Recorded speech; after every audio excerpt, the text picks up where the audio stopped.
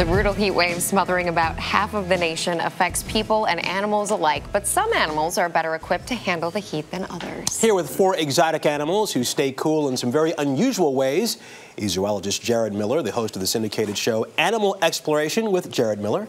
Jarod, thanks for coming in. Good morning to you. Good morning, Russell. Good to see you. Hey, Rebecca. How are you? Animals for us. Let's begin with this guy here. He's a black-throated monitor lizard. It is, and this is a beautiful example. It's a predatory reptile.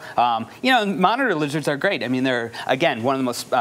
you know, when it comes to animals beating the heat, there's one common thread with all the animals we're going to meet, and it's thermoregulation. It's how they can control their own body heat. Reptiles like this monitor, cold-blooded animals, so you figure they need to be warm. Right. Monitor lizards are found mainly in Africa, Asia, and they need to be near the equator. The hotter, the better for these guys because, you know, their body temperature is dependent on the ambient temperature.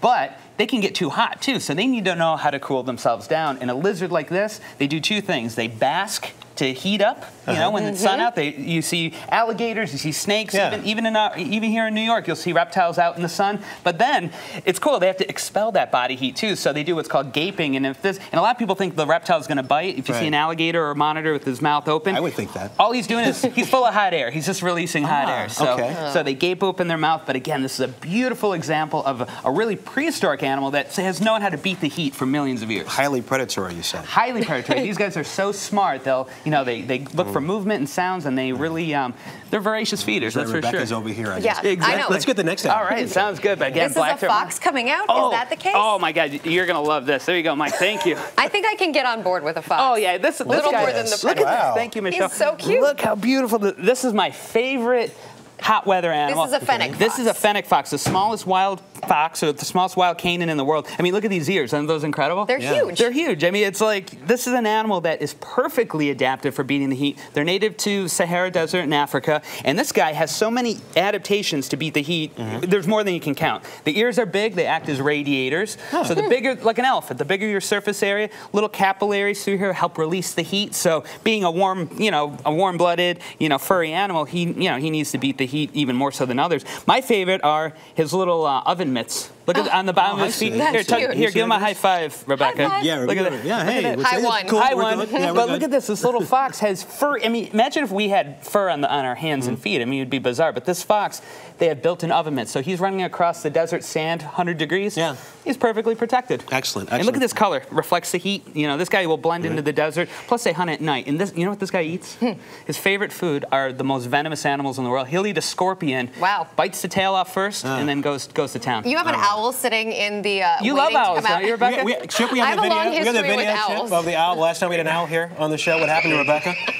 This is the last time. Please don't make it fly out. Oh my God. Hey, let's see if we can recreate that. That would be No. Tell us about this guy you brought today. Now look at this. Now Andy here is holding the largest owl. This is the largest, most. Yeah, Rebecca, it's wherever you're most comfortable. But I like this it over is here. A beautiful eagle owl native to Africa, Asia, Europe. But look at that guy. He's looking at me. And birds, believe it or not, have to thermoregulate as well. And birds, you know, you think about, they can fly. So the best way that a bird can beat the heat is they'll just rise above the heat. They'll just fly up above where it's, you know, a little bit cooler up top. Also, too, owls especially, like this eagle owl, they'll start fluttering their throat. And very similar to the monitor lizard, they're full of hot air. So they'll actually release it through their beak and kind of help moisturize, get rid of some of that moisture and some of that heat right out of their mouth. And lastly, we have a lion. We've got a lion. Wait till you see this guy. He's a little one, 4 months old. 4 months old, but literally. Oh, Rebecca, are you all right? Yes. Do you have a I'm flashback? just fine. I'm just fine. Where's my best location? Wow, Look at this guy. Now, gosh. I love lions, and again, you know, every time I go to Africa, and Africa is,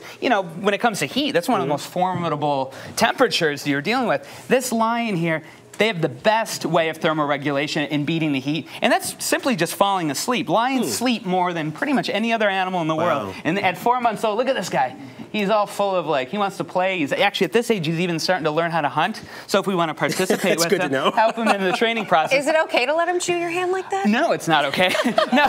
In fact, Rebecca, it's a lion, Rebecca. It's like, you know, this isn't a puppy. But this little lion cub, again, you know, once when he's full grown, he'll be 600 pounds. He'll have a big, beautiful mane. And this guy will pretty much sleep 20 hours a day during the heat. He'll come up at nighttime, do a little hunting. Actually, let the female lions, they're very social, live in big prides. Let the females bring the food to him. What a life. I know. He's the king of the jungle, guys. All right. The African lion. The African lion. Isn't he beautiful, And the Jarod Miller. Fantastic stuff. Thanks for sharing all these animals with us today. You're welcome, guys. A safe segment. Exactly. We appreciate that. We love it.